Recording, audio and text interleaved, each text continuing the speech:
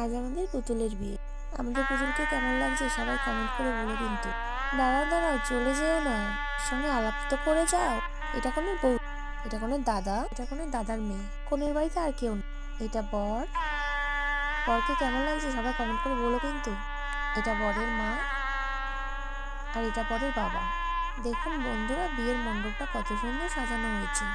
দাঁড়াও দাঁড়াও, তত্ত্বও আছে, দেখো কত তথ্য। সব মেয়ের বাড়ি থেকে কিন্তু ছেলের বাড়িতে যাবে।